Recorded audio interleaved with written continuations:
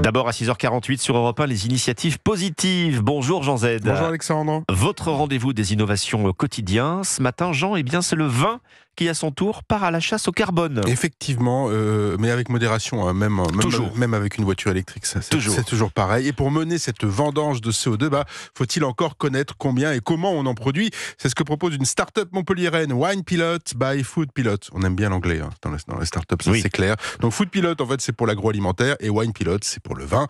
L'objectif de Wine Pilot, c'est de mettre à disposition des viticulteurs un bilan carbone fiable, presque en temps réel, de la vigne au client final et de le comparer aux objectifs de l'interprofession ou des interprofessions. D'ailleurs, on parle d'un objectif de moins 60% de CO2 émis d'ici 2030, ce qui n'est pas une petite économie. Un objectif ambitieux, effectivement. Alors, est-ce que cet outil a déjà convaincu des viticulteurs? Oui, pas des moindres. L'outil a été testé 2 ans auprès de l'interprofession des vins de Bourgogne, s'il vous plaît, permettant à ses concepteurs de peaufiner ce Wine Pilot, cette plateforme qui doit aider la filière viti et vinicole à évaluer son empreinte carbone et à mener des actions pour la réduire. Il faut dire que c'est assez simple à prendre en main.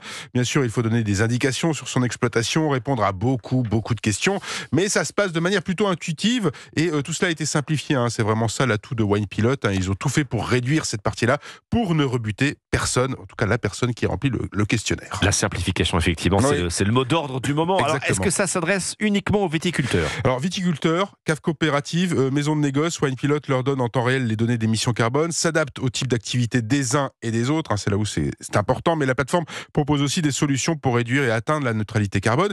Et c'est évidemment basé sur les postes d'émissions majeurs de CO2 dans le secteur. Alors, le premier d'entre eux, c'est pas le vin, c'est l'emballage. 30% du bilan de CO2 tout de même. La mobilité, 26%, c'est toujours pas le vin. Le fret et la viticulture elle-même, c'est 11% du bilan global. La cuverie, 5% et les déchets, moins de 1%. Donc, on voit bien là où est le bilan, là où ça se passe. Wine Pilot qui sera proposé donc aux 3600 domaines, 270 maisons de négoce, 16 caves coopératives bourguignonnes à partir du mois de mars. Est-ce qu'il y a d'autres interprofessions qui ont été convaincues de la même façon? Oui, Passion Patronyme aussi en France. L'IVSO, l'interprofession des vins du Sud-Ouest. On passe au Sud-Ouest cette fois. Qui va également proposer cette plateforme aux entreprises vinicoles et viticoles.